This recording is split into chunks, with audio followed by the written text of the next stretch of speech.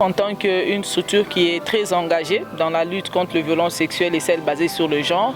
le défi que le Kasaï central doit relever par rapport à cette problématique est que, évidemment, nous avons traversé des moments un peu difficiles depuis 2016, 2017, 2018 avec les événements de triste mémoire où il y avait vraiment un taux très élevé de cas de violences sexuelles et celles basées sur le genre. La réponse qu'on devait donner à nos survivants de violences sexuelles et celles basées sur le genre, nous sentons qu'il y a beaucoup de besoins, mais les moyens vraiment sont limités. Et même par rapport à cette prise en charge holistique que la survivante devait prendre, on sent que sur le plan médical, il y a quand même la disposition de beaucoup de kits post-viol. Il y a les APS qui prennent aussi la prise en charge psychosociale, mais au niveau de la justice, là aussi on a des petits sérieux problèmes parce que l'accompagnement juridique, c'est vrai, ça demande un peu de moyens parce que la survivante doit être accompagnée gratuitement et là nous avons des petits soucis où il y a beaucoup de cas de VBG, mais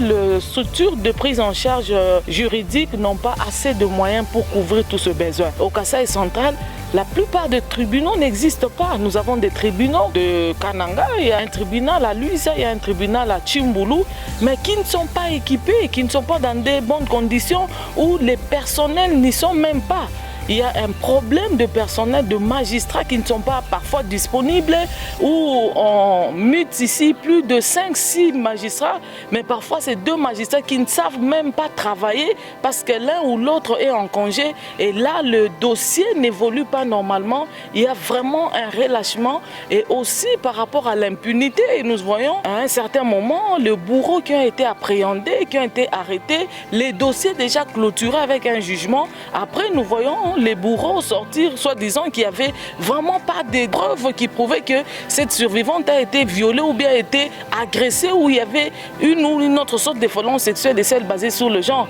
Et là, la difficulté que la confiance que la communauté a déjà donnée aux structures qui luttent contre ce fléau devient un peu très faible devant ces survivantes qui parfois amènent ce dossier et ne sentent pas l'accompagnement juridique et ils préfèrent encore faire des arrangements à l'amiable. Et au-delà de cela, vous savez que les causes profondes de violences aujourd'hui basées sur le genre, nous avons des inégalités qui continuent à exister ici dans nos communautés où on a toujours discriminé la fille au détriment du garçon. La plupart des parents commencent à prendre conscience, mais les autres continuent à marchander avec les filles pour aller au mariage et récupérer cet argent, continuer à éduquer ou à instruire les enfants garçons. Et ça, ce sont des injustices sociales qui existent. Et au-delà de cela, aujourd'hui, il y a des us et coutumes qui continuent à peser sur nous.